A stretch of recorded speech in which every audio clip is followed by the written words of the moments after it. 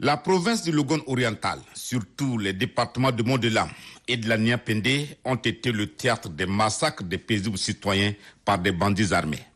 Cette situation qui a ému toute l'opinion nationale ne peut laisser indifférents les hommes de Dieu qui ont sollicité une rencontre avec le chef de l'État, général Mamat Idriss Déby Itno. Il s'agit d'une situation très grave, mais qui a pu être maîtrisée par les forces de défense et de sécurité.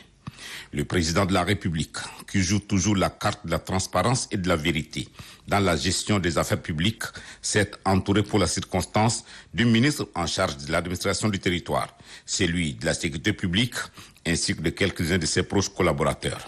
Les leaders religieux chrétiens et musulmans ont, au cours des échanges, exprimé leurs préoccupations face à cette escalade de violence qui dépasse le cadre des traditionnels conflits agriculteurs-éleveurs. Sur le terrain, ce que nous avons retenu, même des leaders qui ont séjourné dans ces zones plus de 40 ans, ils ont dit qu'ils n'ont jamais vécu cela.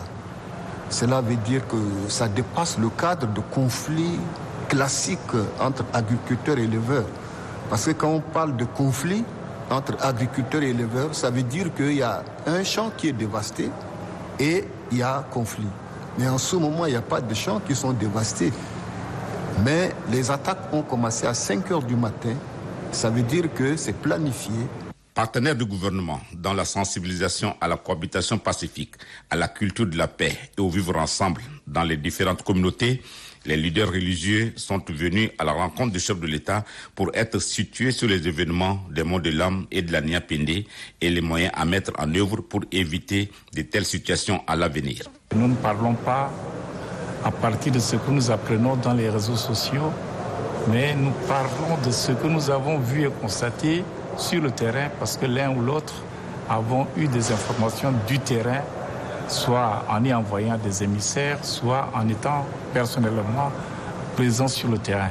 C'est pour cela que nous avons donné quand même quelques conseils aussi pour que, à l'avenir, on soit prudent pour ne pas laisser le terrain libre à tous ceux qui interprètent des événements peut-être dont on n'a pas la version officielle. Le président de la République, général Mamat Idriss Déby Itno, tout en saluant la démarche des hommes de Dieu, les a rassurés que la situation est désormais sous contrôle dans les Mondelam et de la Niapende et que toutes les dispositions sécuritaires sont prises pour parer à toutes les éventualités. L'intervention énergique des forces de défense et de sécurité a permis de neutraliser un bon nombre d'assaillants et d'appréhender plus d'une cinquantaine, a informé le chef de l'État, chef suprême des armées. Pour lui, il ne s'agit pas d'un conflit intercommunautaire comme le laissent croire ceux qui agitent l'étendard de la division, mais des actes des bandes criminelles armées dont seule la justice tchadienne saura connaître les mobiles grâce aux membres de ces bandes rattrapés par les forces de défense et de sécurité. Les populations sont invitées à coopérer avec les forces de défense et de sécurité pour leur faciliter la tâche.